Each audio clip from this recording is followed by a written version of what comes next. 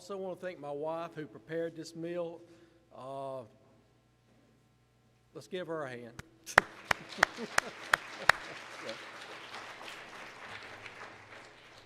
One thing that we just participated in is what's called a simple supper. Over 60% of the world's population tonight or today is eating a meal like this of rice and beans. That's all they have. And we know that our blessing box, how many people show up to that every week, and that there is a real need to help the hungry in this world, and that's what we're trying to do tonight. One thing I wanted to do is, a lot of times when you start thinking about things, you start realizing that there's some conviction that falls upon you. And one thing that happened with me when Katie and myself were talking about this project and doing it and everything is, how much food do we waste? And then I started saying, how much food does Steve waste? And it's quite a bit, I will tell you. I'm not proud of that fact. I've got a thing of cookies here that I bought back in November. They've been sitting on the counter since then, and most likely I've eaten about half of it, but I really don't care to eat any more of them because I don't like them. And so they'll probably end up in the trash can, and that's a conviction on me, and I'm trying to do better with that. And hopefully what Whitney, our speaker tonight, will have is that she will enlighten us all on hunger in this world and what it does. But hopefully that we'll learn that. But what I'd like to do, it's my pleasure tonight to introduce Whitney Hodges. She grew up in Spartanburg. She met her husband while at Furman, and she currently lives in Greenville with her husband and 3 children. She obtained a Master of Divinity from Wake Forest University Divinity School and serves as a patient advocate and hospital chaplain.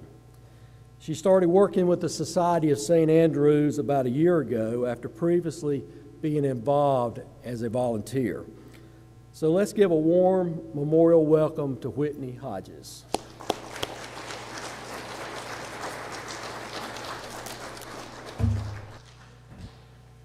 Sweet. Thank you. Thank you all for having me and for you guys and all the work that you did. I was told some of you they could probably do this better than I could. I am the upstate person for Society of St. Andrew. That responsibility is about a 10-hour-a-week position. Farmers call us as food comes in, and we help get it back out into the community. So let's see. One of the things that Steve asked me to do was some statistics on food waste, especially in our area.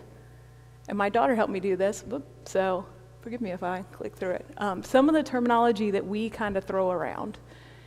Food insecure, which by the Oxford English is without reliable access to a sufficient quantity of affordable, nutritious food. Like on a regular basis, people who don't know where their next meal is coming from, or they might know where, but it's not really enough to keep them active, engaged in school, doing after-school activities, things like that. In the U.S., 37 million people live in poverty as defined by a family of four's income under $27,000. So, let's see.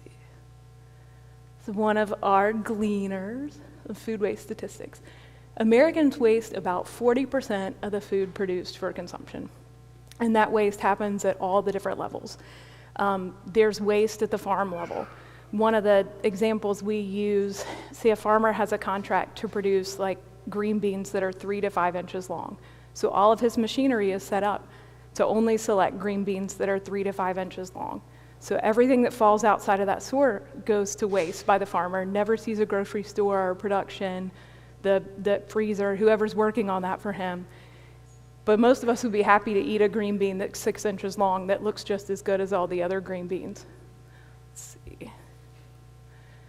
Which kind of comes up to about 133 billion pounds of food goes to waste annually. And American families typically throw away, kind of like Steve said with his cookies, about 25% of the food that we buy. And some of that is kind of lack of education about best by dates versus dates things have to be used by. Expiration dates on food really don't mean as much as we've been trained to think that they mean. If you go to talk to some of your local food banks, most of those things are good for 3 months, 6 months to a year as far as being safely edible, even though they might not be, say, as spicy or as flavorful as like when you bought them. Let's see. Some hunger statistics. 12% of the food insecure in South Carolina are senior citizens. 51.8% of students in Greenville County schools receive free or reduced lunch. And in Greenville, 46,610 people are food insecure. Spartanburg, 31,090 people. Roughly 10% of both counties don't necessarily know where their next nutritious meal is coming from. There's our logo. And what is the Society of St. Andrew trying to do about it? Sorry, y'all. Society of St. Andrew was started by a group of ministers living in Virginia together in the late 1970s, early 80s, who wanted to educate their communities about hunger. And they all kind of started living together, farming together, and sharing that food. And then as they started to have children, realized that they kind of needed a bigger space, that wasn't working. So they were gifted their first load, tractor trailer size, of sweet potatoes in 1983. And I should have said at the beginning, if anybody has a question, feel free to throw it out and say that number sounds too much, that doesn't look right to me. Feel free to ask, whatever interests you.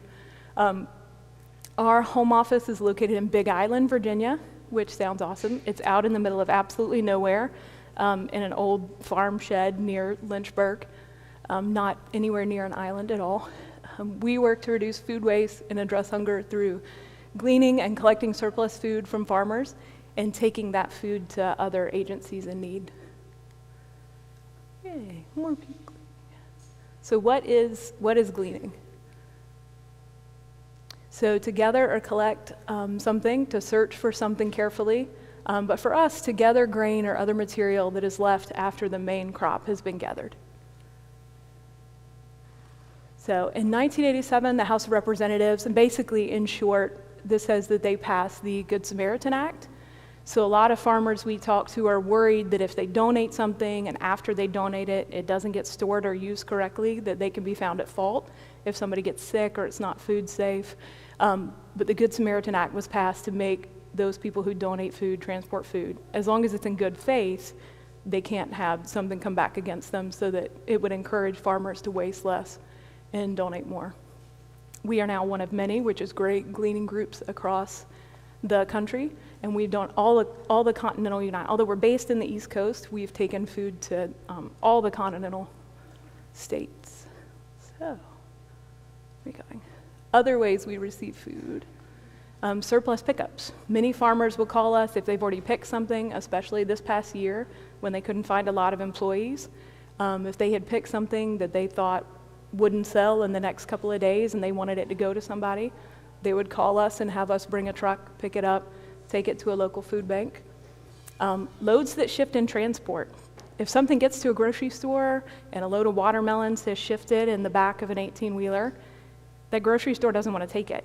They don't know if there's busted produce in the bottom. It's a lot cheaper for them to just go ahead and write it off, ask for the farmer to send another truck, even though most of that produce is still good and edible, ready to go. So we get a lot of those.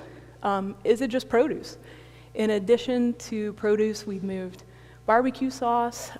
Taco Bell decided that COVID wasn't the best time to release a new product, so they were like, we don't know what we're going to do with all this flatbread. Can you guys take it off our hands? Cereal, barbecue sauce, tons of eggs from an experimental farm that was trying to find out what suited grocery stores best. Perfectly edible food, so they call us, which is great. Some of our gleaners. So by the numbers, what did we do this year? In 2021, Sosa Glean gathered and distributed over 46 million pounds of fresh produce at 6,840 events with over 21,000 volunteers. 913 farmers participated in that up and down the East Coast, and people through almost 2,000 agencies like food banks. We work with Safe Harbor, Greer Relief, a lot of groups here. And so that's a total of 139,547,000 servings of fresh food. And South Carolina numbers, there they are. And in the upstate, last year, 46,407 pounds of food at 23 events and 14 agencies. And right now, one of the biggest needs we have is more farmers in the upstate to get our name out there and work with them. Most of that food came from 4 or 5 farmers in the upstate who've really worked with us for a long period. At 23 events, 14 agencies, and the others. 379,000 pounds of food at 37 events. And I think that's my slides. Does anybody have any questions? I was telling them this is the first time in a long time we've been asked to come into a church because people aren't having a lot of events. So I don't know exactly where your interest is. Does anybody have any questions? Yay. See, I told you to be quick. Wow. Yeah, absolutely. So we have a really generous farmer in eastern North Carolina who will give us almost weekly tractor-trailer size loads of potatoes, sweet potatoes, kind of thing. So if a church or an organization wants to raise the transportation costs, they don't charge us for the food, we can bring those to the location of the church. They bring them, leave them at the church, and then usually the next morning, volunteers come in, bag them into 10-pound bags, and take them out to agencies in the community. It's a whole lot of a stuff load. What else? See? Hey.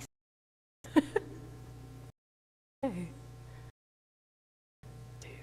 Well, that was sweet. What? Yeah. Turn me on. Sweet. And everybody for being here tonight. Are grateful for your support. The mission. So excited, and it has been and we'll leave the fruit stand in a few minutes tonight. We wanted to be respectful of your time. We hoped to wrap up. We would not be upset if you help us clean up these tables if you are able to, but please don't feel like you have to rush. Let me talk about the fruit stand. Too late. Because we envisioned maybe you eating before you went to the fruit stand. It happened, but you haven't visited over there yet. There are items on the table with a price. We adopted a bushel, and those are the fruits and vegetables that you see laying on the table. The youth have a sheet that tells you how much the organization has told us to ask for a donation for that fruit or vegetable. So you may do that, and then we can give you a sheet that shows you what that money will be turned into, what those funds will give to people in need. But you may also give a donation of your choosing, because the fruit and the vegetables are more of a visual. So it's such a good thing for the kids to see and know how the money was spent, but your money will be put to use either way. So it is your choice. It doesn't necessarily matter. You just do what you feel led.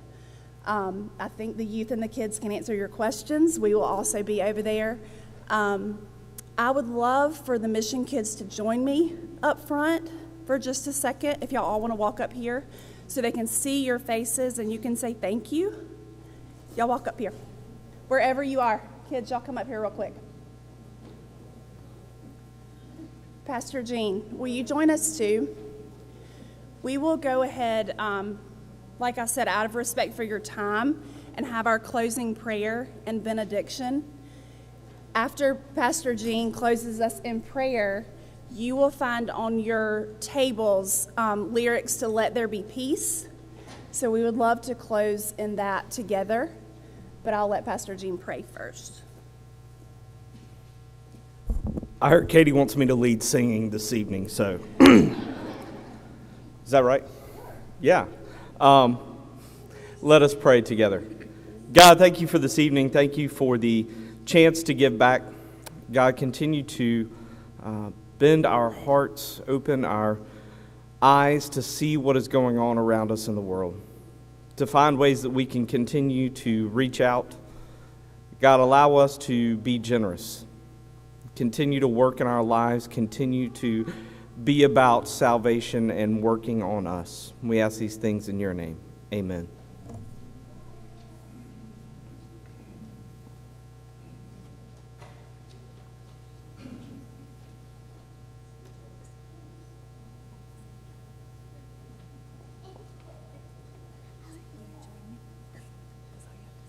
Will you join me?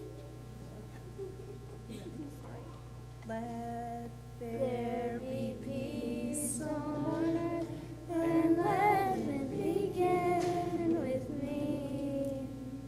Let there be peace on earth, the peace that was meant to be, with God as our Father. Brothers all we,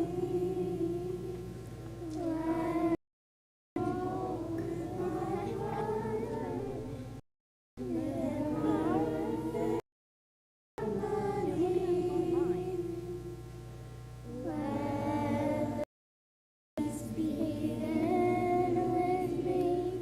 Let this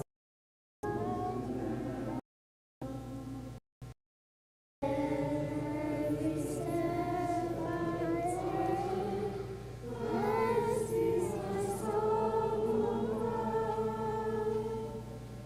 Take each moment and live each moment in peace eternal. Let there be peace on earth, and let it begin with me.